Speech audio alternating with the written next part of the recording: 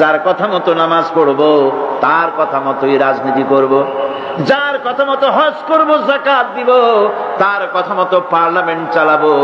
যার কথা মতো হজ করব, যাকাত দিব, সেজদা দিব, তার কথা মতোই বঙ্গভবন আর সেক্রেটারিয়েট চালাবো।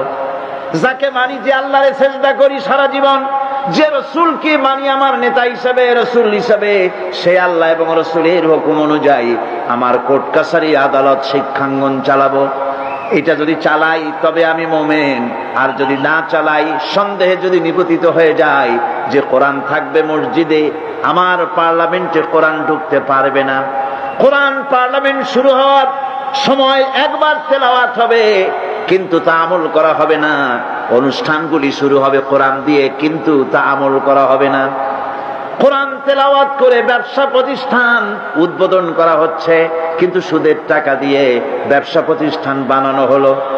বিবাহ পড়ানো হচ্ছে কোরআনের আয়াত দিয়ে, কিন্তু যৌতুক গ্রহণ করা হারাম, সেই যৌতুক দিয়ে বিয়ে উদ্বোধন করা হলো। এমনি সকল ক্ষেত্রে নাফরমানি করে যে ইমানের দাবি করলো, এই ইমান ইমান নয়, এর নাম মুনাফিকি। এই মুনাফিকি থেকে বাঁচতে হবে। সন্দেহের দানা বাঁধলে চলবে না, বিশ্বাস করতে হবে আমার কোরআনের নাম সংবিধান, এই কোরআন দিয়ে পার্লামেন্ট চলবে। চলবে না? চলবে না?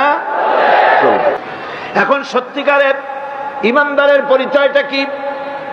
কোরআনে কারীম সত্যিকারের ইমানদারের পরিচয় এভাবে পেশ করতেছে, ইন্নামাল মুমিনুনা আল্লাযীনা আমানু বিল্লাহি ওয়া রাসূলিহি সুম্মা লাম ইয়ারতাবু وجاهدوا بأموالهم وأنفسهم في سبيل الله أولئك هم الصادقون।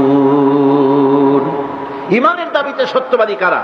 ইন্নামাল মুমিনুনা আল্লাযীনা আমানু বিল্লাহি ওয়া রাসূলিহি।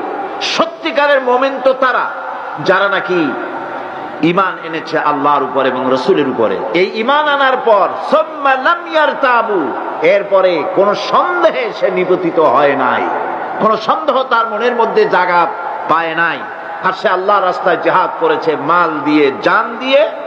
উলাইকা হুমুস সাদিকুন, এরাই হলো ঈমানের দাবিতে সত্যবাদী। সুম্মা লাম ইয়ারতাবু, অথবা এক বিন্দু সন্দেহ মনের মধ্যে জায়গা দেয় নাই। অর্থাৎ ঈমান আনছি কার উপরে? আল্লাহর উপরে। কার উপরে?